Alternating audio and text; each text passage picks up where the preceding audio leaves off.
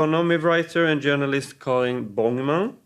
Great experience of the wind energy industry and its procedures. She has been revealing the economy behind several of wind energy projects. She has been following the wind industry for decades. Already in 2009, she published the book, The Wind Power Scam, a story how the wind energy were about to fool a whole village in north of Sweden. So good. Thank you for that introduction, and thank you very much giving me the opportunity to show my experience from this industry. Next slide, please. That's me. Next slide, please. I'm now going to take you on a journey to the rural area of Sweden. That's far from the nice offices here in Brussels and from the nice desktops where you create all the ideas that you are going to apply on us on the local level. This is Kaxås in Jämtland. I would like you, it's situated between Åre and Östersund, and I would like you to pay attention to the hills in front of the snowy mountains. This is where I live. I live in the village in the end of the lake, but this is where the wind power industry for over a decade, different wind industries has been attacking us with the suggestions of building wind turbines that are almost today 300 meters of heights, and they would like them to place them on hills that are around 400, 500, 600 meters. So we are talking 1 kilometer up in the air. Next slide, please. So for over 14 years, we together in the village and in the area around, we have been defended our area and our beautiful view from the destruction from wind turbines. And so far we have succeeded. But I will give you an example how it works and the conflicts of interest that comes along with this industry. In 2019, officials and politicians in our municipality, Krokoms kommun, they wanted to close down our village school. What I didn't know then, but what I know today, is that this is often how it starts when they introduce the wind power industry. You don't know anything about it, but they close down your local school because that's the strategy. They want to get rid of the people in the area. They want it to make it impossible to live there. And I've seen the pattern now after in other places. But thanks to the social entrepreneur Don Olofsson and his family, we decided that we want to save the school. We want young people to come to us and live in our village and the villages around and take part of this beautiful nature that we have. So we started a Project Kaxås, focusing on attracting young families from different parts of Europe and Sweden and the urban areas. Next slide, please. And so we did, and so we succeeded. We built 29 new nice houses with a beautiful view over the mountains and the lakes around the village. And we have attracted many families. We went from 100 residents to almost triple it to 300 residents in 4 years. I think that's very good. So there is a huge attraction for the living in the rural area in Sweden today. And we also succeeded to bring families to empty houses, 18 empty houses in the surroundings around the village, which before, it was houses that before the project were abandoned. Next picture, please. So these kids you see here are some of our new settlers, and they are going to go to the school in the future, and the school is safe for many years forward. But the thing is, the families that moved to us, they had made the biggest decision of their life. It's not easy to move people. And they are brave people. They have decided to move from friends and relatives, thousands of kilometers away from where they started their lives. So it's a very brave decision they made. And when we started this project and we had We have been running it for 2 years. What we didn't know was at the same time, as an official at the authority in the municipality, was we needed the approval to build the houses, of course. So we applied for that, and we discussed with them and had a long dialogue. And we got approval for our plan, building the houses, and we attracted families.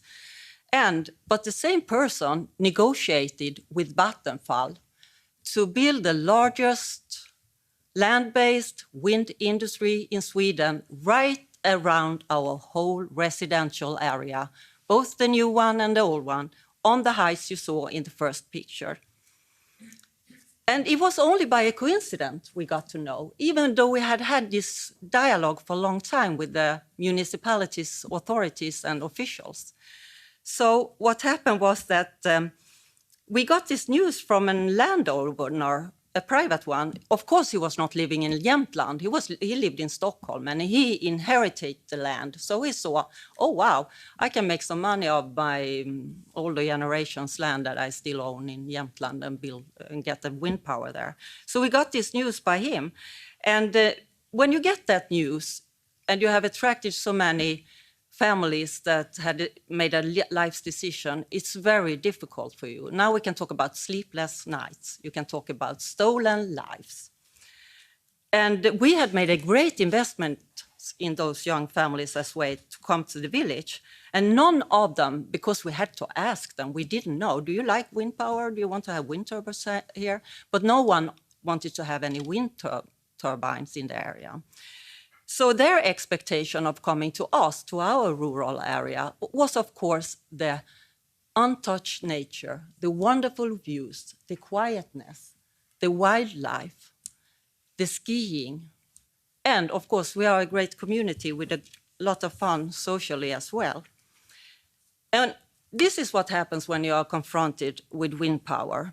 The value of the houses decreases 30% right away. It's not a decision taken that is going to be wind power, but from the start, when they started discussion, the value of the real estate decreases 30%. And that means that you can't get any loans, so you can't buy anything, you can't build anything. And what we needed to do in that situation we was in was that we had to make special agreements to those families so they would not suffer any financial damage due to this threat of wind power that came over us. And what we now know is where the wind turbines, where they move in, people move out. Next picture. And more things happen if you even dare to oppose to this industry and its political patrons. You will pay a very, very high price for your resistance, and you will risk a lot of your life. You will get harassed, you may lose your job, and you will be exposed to a lot of hatred. The methods that are used by the industry and politicians is not democratic. You shouldn't treat your citizens this way. But this is a method because they want you to be quiet and they want to get you out of the community. And you have to be very brave and resilient to be able to stand up against this multi-industry with all this money. Next slide, please.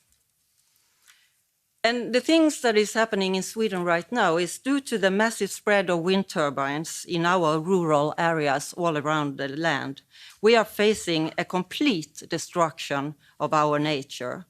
Turbines affects the wildlife, we have heard it here, the bird life, we have heard it here, insects, and the biodiversity. Untouched views are lost forever. Forest transforms into stone deserts. And we can talk about thousands and thousands of hectares of forests that are completely destroyed and devastated. And unspoiled views, like you see here, when you can see and there's no wind power, it's become so rare due to this massive expansion of the wind industry. So the question is now raising whether we must be classified as a World Heritage Sites for future generation to come. Next slide, please. If the devastation continues for future generation, they will not be given the opportunity to understand the interaction between nature, animal life, and man, which is crucial for our existence on this planet.